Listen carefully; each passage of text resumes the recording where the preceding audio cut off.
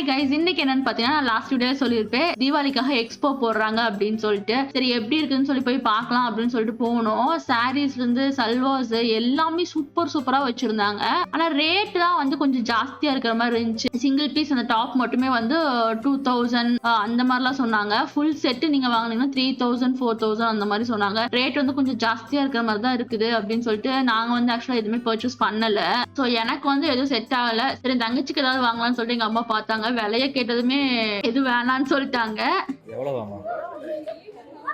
இது உனக்கு 10 முதல்ல 3150 ரூபா ஒன்லி. அதுதான் இருக்குது வத்தலை.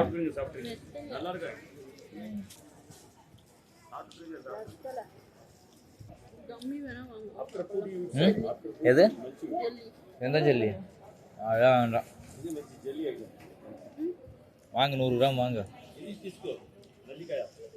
நெல்லிக்காய் ஊத்த காரக்க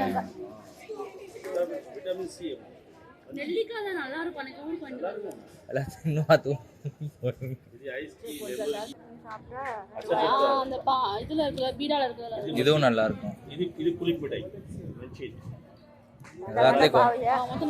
வாங்கலாம் இப்ப வாங்குற பாருங்க 100 கிராம் ஏதாச்சும்.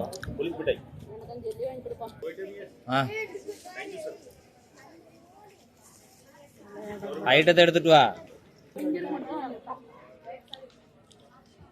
இந்த கடையில் நிற்கக்கூடாது, விலை எதுக்கு போங்க.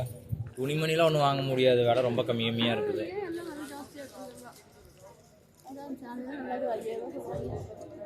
பை 2 get 10% ஆஃபா? ஓ, பை 2 get 3 நினச்சேன்.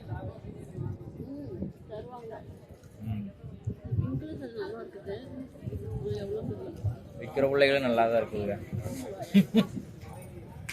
ஆக்சுவலா கோல்டு டைமண்ட்ஸ்லாம் கூட வச்சிருந்தாங்க. நம்ம ஊர்ல எக்ஸ்போலலாம் இந்த மாதிரி கோல்டு டைமண்ட்ஸ்லாம் நாங்களும் இது வரைக்கும் பார்த்தது கிடையாது. சும்மா ஒரு ப்ரொமோஷனுக்காக வச்சிருக்கிறாங்களா இல்லை என்னன்றதும் எனக்கு தெரியல. ஏன்னா நிறைய பேர் உள்ள வர்றவங்க எல்லாம் எதுவும் வாங்காம தான் வெளில போறாங்க, ஏன்னா காஸ்ட்லியா இருக்குதுன்னு சொல்லிட்டு. அதுக்கப்புறம் நைட்டு வந்து இங்க கொஞ்சம் கிராக்கர் ஷோலாம் இருக்குது அப்படின்னு சொன்னாங்க. சரி அதுக்கு போகலாம் அப்படின்னு சொல்லிட்டு தான் போனோம். பாக்குறானா தங்க பிள்ளை? என்னடியம்மா அச்சோ.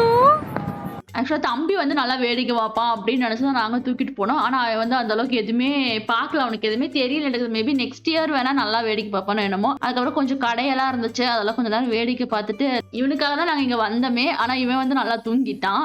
நம்ம மறுபடியும் அடுத்த ஷார்ட்ஸில் பார்க்கலாம்.